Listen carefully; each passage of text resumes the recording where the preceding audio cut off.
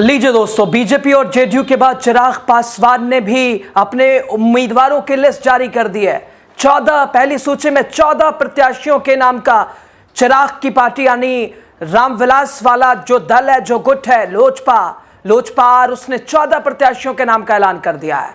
यानी BJP JDU की तो पहली सूची 57 प्रत्याशियों के नाम का ऐलान, और दूसरी तरफ बीजेपी ने दूसरी सूची का ऐलान किया है। और अब चिराग पासवान ने भी पहली सूची अपनी जारी कर दी और इसमें 14 उम्मीदवारों के नाम का ऐलान किया गया है। और सबसे महत्वपूर्ण, चूंकि जो सीट बंटवारा हुआ है एनडीए घटक दलों के बीच, इसमें नीतीश कुमार ने जिस तरह चिराग वाले हिस्से के ऊपर प्रत्याशी उतारे हैं, उम्मीदवारी पेश की है, और ऐसे में कयास लगाया जा रहा था कि क्या चिराग भी उसी सीटों पे अपने उम्मीदवार पेश करेंगे, लेकिन वैसी तस्वीर अभी तक दिखाई नहीं दी है। कुछ ऑफिशियल तौर पे चिराग की इस पर प्रतिक्रिया भी दिखाई नहीं दी है, लेकिन चिराग पासवान का दल यानी लोजपा ने भी 14 प्रत्याशियों के साथ अपनी पहली सूची जारी कर दी है। चूंकि एनडीए में उन्हें 29 सीटें मिली हैं दोस्तों, और इस बीच चिराग का ये कदम, ये पहली सूची कई जातियों को एक तरह से मिश्रित करते हुए चिराग ने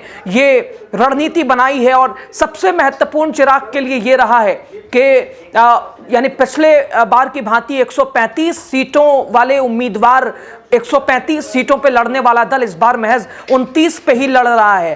प्रत्याशियों को उनका चयन करने में सबसे महत्वपूर्ण चैलेंज रहा लोजपा रामविलास के लिए, चिराग के लिए, और चिराग के लिए नीतीश कुमार भी कम मुसीबत नहीं बने हैं इस बार भी। लेकिन पहली सूची चिराग पासवान की भी जारी हो गई है। 14 इसमें उम्मीदवारों के नाम का ऐलान किया चिराग ने। लेकिन सबसे महत्वपूर्ण, वो जो नीतीश कुमार ने 3 सीटों पे, क्योंकि चिराग की सीट कही जा रही थी, उस पर जो नाम का ऐलान किया, इधर से चिराग की तरफ से कोई प्रतिक्रिया अभी सामने नहीं आई है। लेकिन वो सीट एनडीए में दरार का एक साफ संकेत है, साफ उदाहरण है। आप क्या कह रहे हैं चिराग की सूची को लेकर, चिराग की इस राजनीति को लेकर और सीटों के बंटवारे में इस समीकरण को साधने को लेकर? खुले मन से अपनी बात कमेंट बॉक्स में कीजिएगा। शुक्रिया।